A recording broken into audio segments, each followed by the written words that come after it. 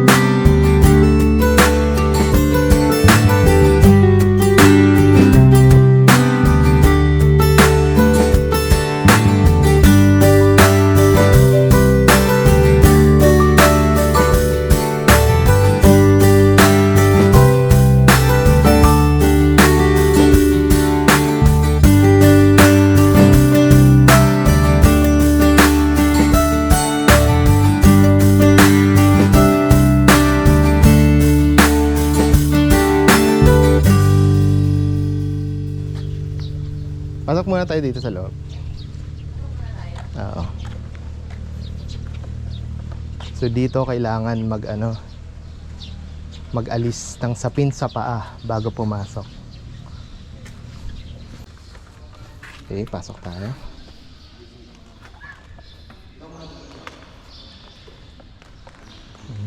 Kahoy kasi siya.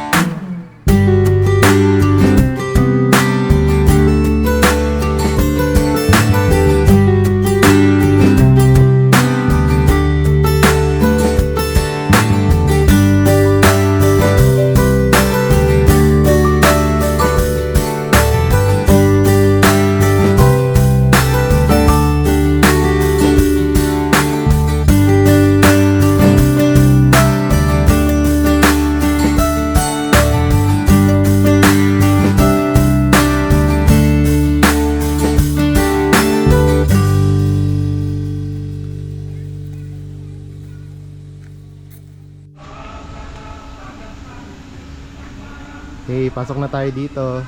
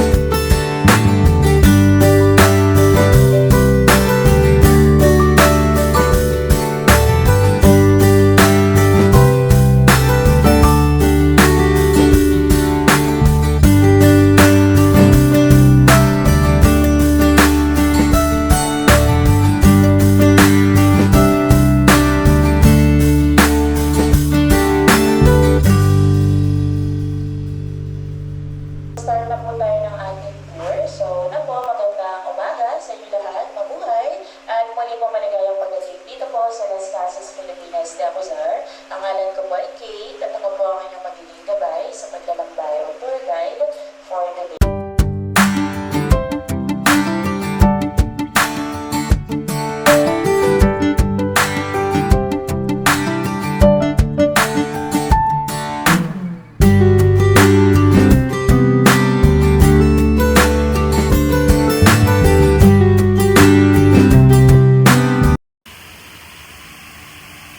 Kung ikaw ay isang alipin sa gigilid.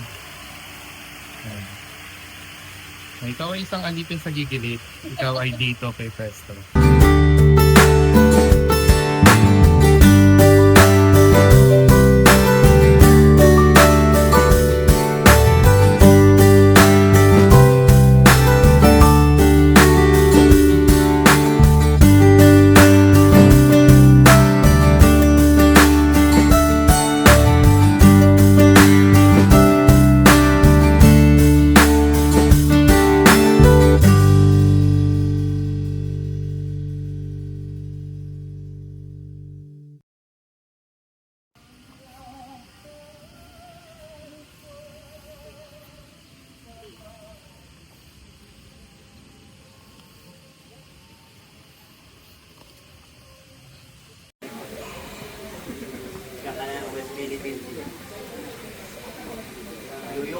Dito po yung mga bato nila, right? Via China.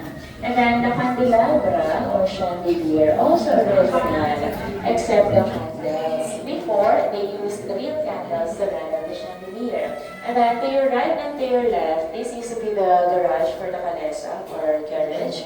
So that's why it has nice ceiling. So right now, we're going to visit the first floor. As you can see, we have here an art exhibit, courtesy of Bella's Artes Projects. So again, this is Casa from Manila, the first ever UP. And did you know that this house, this is also the first ever house in the Philippines that had the CCTV. Yes. Sige po, lapit po kayo sa akin. Yung mga marita. So way back in 1867, we already have a CCTV. Sige po, sino po makakapagturo ko nasaan dyan? Ito po, yung bintana. Yung bintana. Ito yung mga silong-silong. Okay, so this is the first ever CCTV in during 1860s. Okay, ito po. Ayun. So back in the day, that's what they call CC-silip. It's a peephole. Okay? Yes, exactly. So, so for example, the owner of the house, he has some visitors, they will knock on the door. If he wants his visitors to come inside, he's going to pull a rope connected to the door downstairs and the door will open on its own. But if he doesn't want his visitors to come inside, he's going to pour some water or sometimes he's going to pee on them through this peephole. Yes, this is very original. Later, as we go down, I'm going to show you where it's located. Okay? CC-silip. And Ayun. Ayun na yung puti. okay, nakita ko na. Ayun.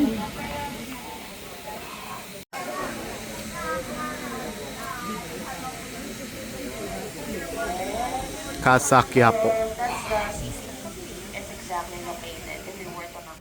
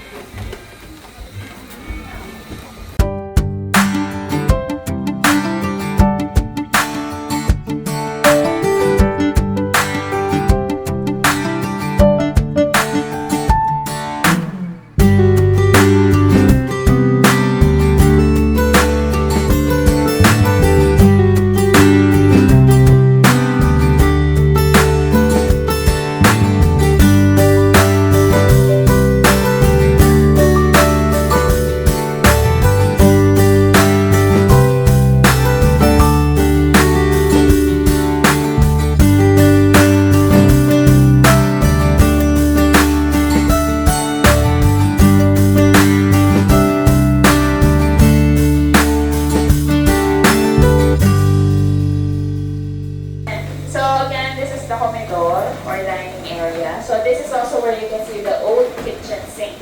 So sinaunang lababo. So this is the kitchen sink before. This is where they wash their plates, do their dishes. This is where they put the glass, cups, mugs to let it dry. This is where they put the plates. Sasalansan yung plato. This one is what we call palayok. We can cook here, and then that one is what we call tapayan. We have a bigger tapayan. That's where you can store water for rinsing the plates. Banga, yes. Tapayan, palayok, yan. And then, under this kitchen sink, we have a small window. This is what we call ventanilla. So this is for the ventilation of air inside the house. Okay? So, or arinola. So if you're familiar with arinola, yung bowl lang po under the bed is arinola. This one is also similar to arinola. This is what we call kumon. So how do you use this? If you want to pee, you can just sit here.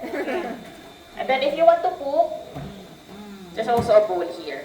Okay? And then under it, there's a box. If it's full, you can just throw it to the river. Kung may mga arinola tayo sa kwarto, why do you think that is? Kasi yung CR nasa labas. Malayo. Exactly. Because before, the toilet or what we call casillas, it's not inside the house. It's not part of the structure of the house. A toilet is located outside, usually near a river. So if you're going to use the comfort room or the casillas, you need to go out. So eventually, we had the chamber pot under the bed or the common so that we wouldn't have to go outside. Okay? So yan, common or commodine.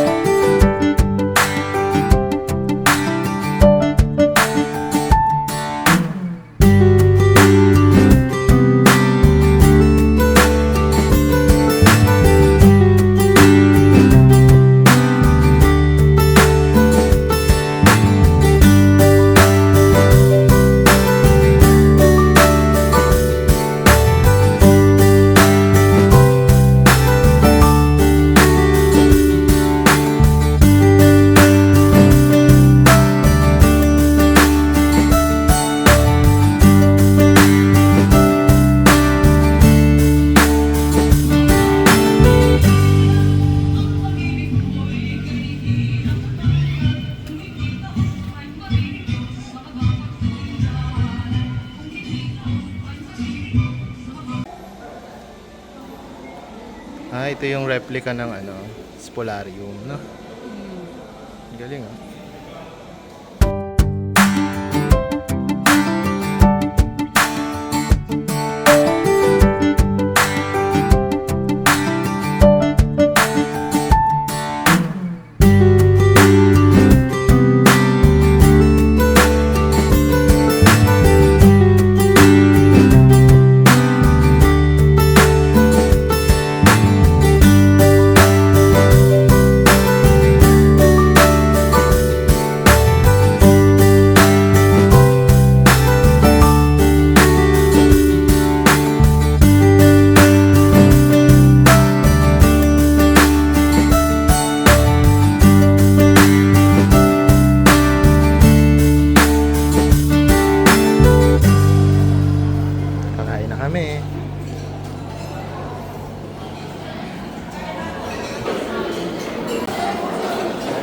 So, dito sa may Hotel de Oriente yung ano, set meal nakasama dun sa package. Yes.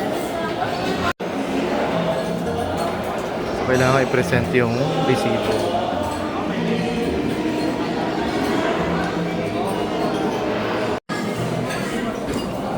So, ito yung meal nakasama nung package.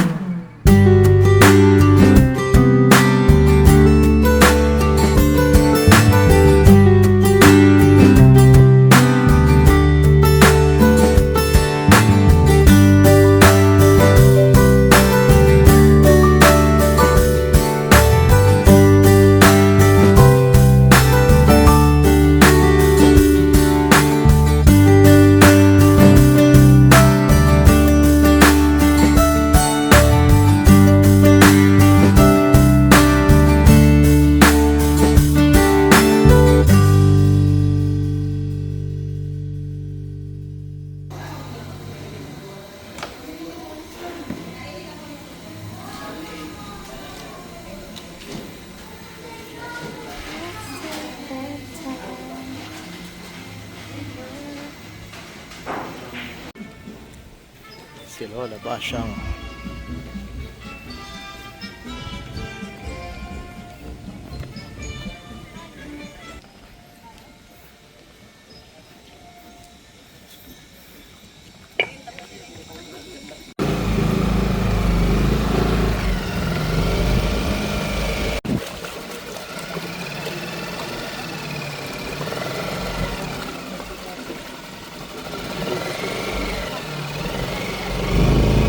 Natural na ilog po ito. Tawag dito, Umagol River. Punta na tayo sa dagat ng West Philippine Sea. Naman tuloy na to, tuloy nilolabas ang tinatawag dito. Andyan yung tikbalang manananggalat kapre. Ano po kayo nagluto nilolabas ang kanyang mga apo. Ayun, ginagawa ko sila nilolabas ang ano. Nilolabas ang kwente niya lamang sa Register Secretary. Wala, madya. Lalaki po. May tikbalang po dito.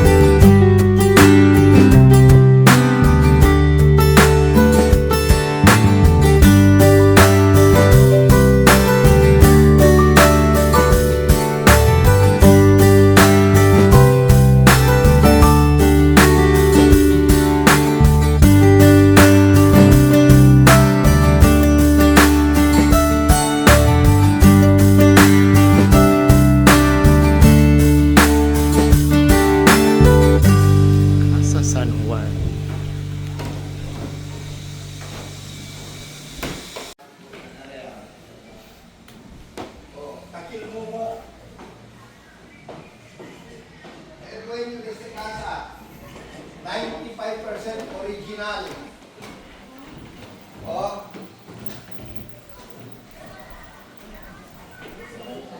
Ngayon, takyo si Dinyo Lola Kwan. Hearing. Na.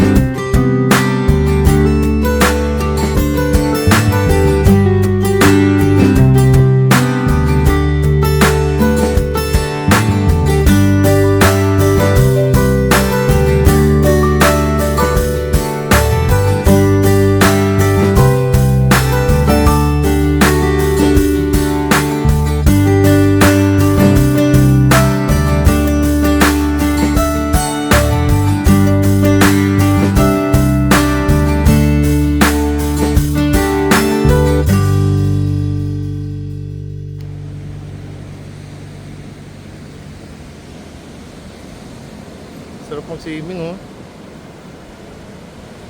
Ito yung beach access. Tara, punta tayo muna sa beach. Kasama na ang beach access dun sa entrance.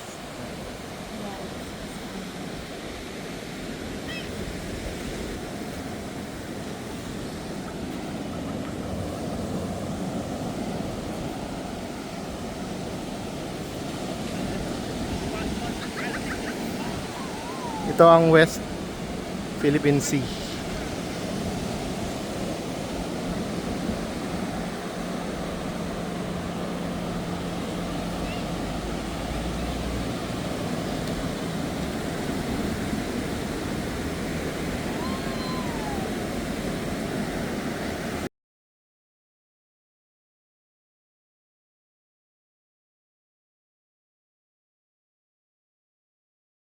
Ayan na, George, lang ka.